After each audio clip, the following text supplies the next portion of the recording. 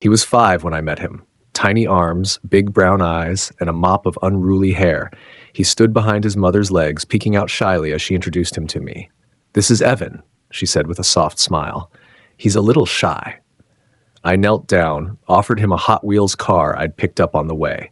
His eyes lit up, and in that instant, something shifted in me. I wasn't just dating a woman with a child. I was about to fall headfirst into something I didn't understand yet.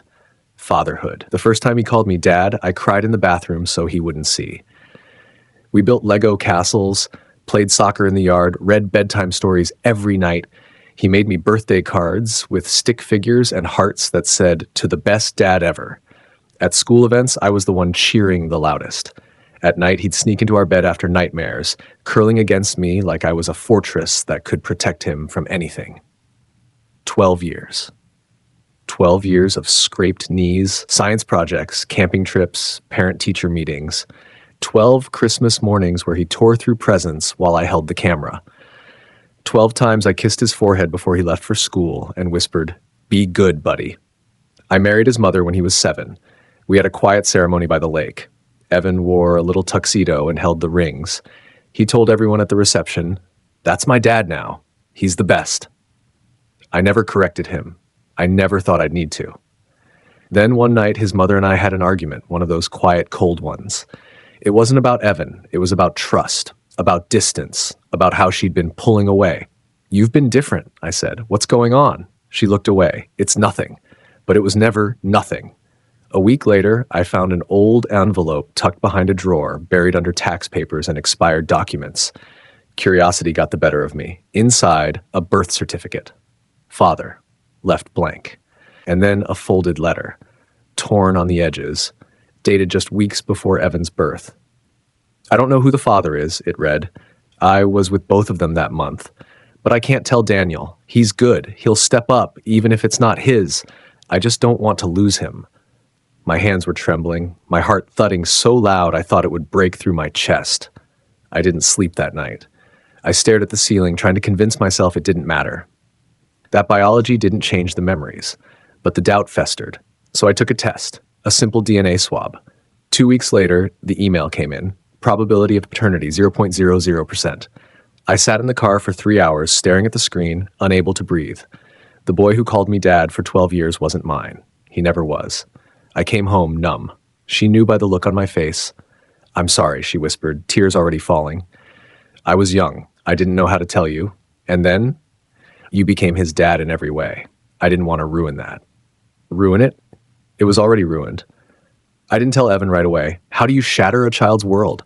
I watched him that week, laughing at cartoons, asking me to fix his bike, showing me his drawings, and every time he said, "Dad," it cut a little deeper.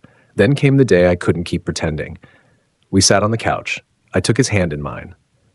"There's something I need to tell you." He looked up, confused. "I took a test, Evan, a DNA test, and I'm not your biological father." He blinked. "What do you mean?" "I mean, I didn't make you. You came from someone else." He was quiet for a long time. Then he asked, "So, you're not my dad anymore?" God, that broke me. I pulled him into my arms. "I raised you. I loved you. I still love you. That doesn't change. Nothing changes that." He pulled away slowly. His eyes welled up. "But you're sad," he whispered. "Do you not want me anymore?" Tears spilled down my face before I could stop them. "I want you forever, Evan. Always. You're my son in every way that matters." But things did change. His mom and I eventually separated, not because of Evan, but because some cracks never heal. I still see him. We fish, we talk, we share stupid jokes and movie nights, but every now and then I see him hesitate, like a shadow of doubt passes through his eyes. He still calls me Dad, but now sometimes he says it quietly, like he's not sure if he has the right. And that's the part that hurts the most. Not that he's not mine, but that he might ever believe I'd stop being his. Last fall, he turned 17. He didn't want a big party, just pizza, a few friends, and a quiet evening at my place. That night, after everyone left and we were cleaning up soda cans and wrapping paper, he lingered in the kitchen. I could feel it, something heavy sitting on his shoulders. He was taller now, his voice deeper. But he still fidgeted with the corner of his shirt like he used to when he was nervous as a kid. "I looked him up," he finally said. I stopped drying a plate. "Who?" My biological father. I didn't move, just stared at the dish towel in my hands like it could save me from the moment. He works at a garage 3 towns over, has 2 other kids, doesn't know I exist. I didn't know what to say. Part of me wanted to drive over and punch that man in the face for missing out on this incredible kid, for leaving me to carry everything without knowing. But another part of me just felt hollow. Are you going to meet him? I asked. Evan looked down. I don't know. I thought I wanted to, but now I'm scared. What if he doesn't care? I walked over and put my hand on his shoulder. He didn't look at me, just kept staring at the floor. I care, I said. Even if he doesn't, you don't have to go looking for someone to replace what you already have. I'm not replacing you, he said quickly. I need to understand where I came from. I nodded, even though it hurt, because I understood. He had a right to know. A few weeks later, he told me he'd sent the guy a message on social media, just a simple introduction, no pressure. The man didn't respond. Then one day, he did. Not possible. Good luck. That was all. 4 words. I found Evan sitting in the park, his phone in his hand, eyes red. He didn't say anything when I sat next to him, just leaned against me like he used to when he was small. After a long silence, he whispered, "Why would he say that? Why would he even deny it like that?" I didn't have the answer. I never would. But I did what I always did. I stayed. I listened. I let him cry. He fell asleep on my shoulder that night. 17 and still just a kid trying to understand a world that didn't make sense. Since then, things have shifted again between us. There's more honesty, less pretending. Last week, I found a note on my pillow, just a sticky note written in his messy handwriting. I don't care about DNA. You're my dad. Thank you for never leaving. I sat there for a long time holding that tiny yellow square like it was made of gold. Because in the end, I didn't need blood to prove I was his father. I had 12 years of being chosen, and now, after everything, he was choosing me back. But that doesn't mean it's easy. There are still moments, quiet ones, when I wonder if he lies awake at night and thinks about the man who never showed up for him. And worse, if someday he'll feel like I wasn't enough either. Last Saturday, we went to the lake. It's the same one where I married his mother all those years ago. He was just a boy then, waddling down the dock in a tuxedo two sizes too big. Now he towers over me, hands in his hoodie pockets, silent as the wind ripples across the water. We didn't come to fish or to talk. We just stood there. After a while, I broke the silence. "You've been quiet lately," he shrugged. "Just thinking." "About him?" "Sometimes," he said. "Mostly about who I am. I look in the mirror and I don't know which parts are mine, which are yours, and which came from someone who didn't want me." I turned to face him. "Evan, the best parts of you? They're yours, not from him, not even from me. They're from you choosing to be good, kind, strong, even when life handed you confusion and silence instead of answers." He didn't say anything for a long time. Then he sat down on the wooden dock, legs dangling off the edge. "I want to change my last name," he said. I looked at him, not sure I heard him right. "What?" "I want your name, legally. I don't want to be reminded of someone who won't even acknowledge I exist. You earned it more than he ever did." I sat beside him, stunned. All those years of being there for every scraped knee, every nightmare, every school recital, suddenly they condensed into this one moment. A choice. A name, not given, but chosen. "You don't have to," I said, trying to keep my voice steady. "You don't owe me anything." "I know," he said. "That's why it means something." We sat there until the sun began to set, the sky bleeding into shades of orange and purple.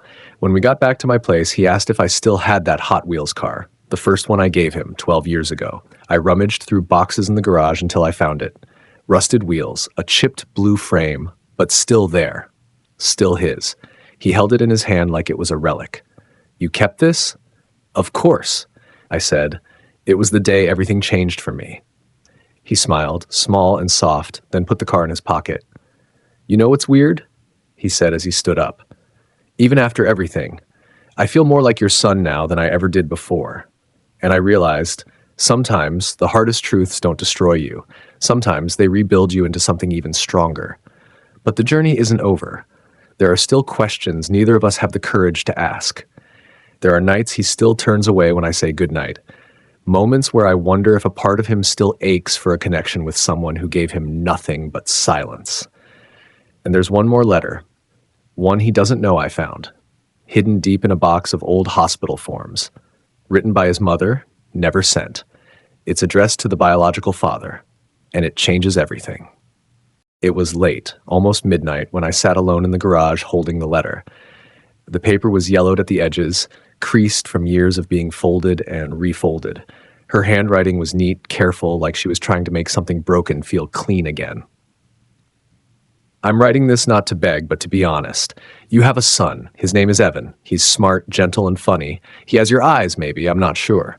But what I do know is, I've met someone who loves him like he's his own. And I think it's better that way. Please don't come back unless you're ready to give him everything, because anything less will only hurt him. She never sent it. Maybe she was scared, or maybe she realized the truth. He already had a father. I never showed Evan the letter, not because I wanted to hide it, but because I finally understood something. He didn't need it.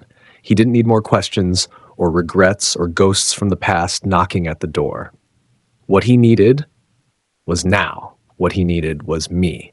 And what I needed was to let go of the ache that had lived in me since I read that DNA result. So on his 18th birthday, we stood before the judge. I legally adopted him. After all these years, I signed the papers that made what we already knew official. He chose my name. I chose his heart. As we walked out of the courthouse, he looked at me and said, "You know, I think I was always yours.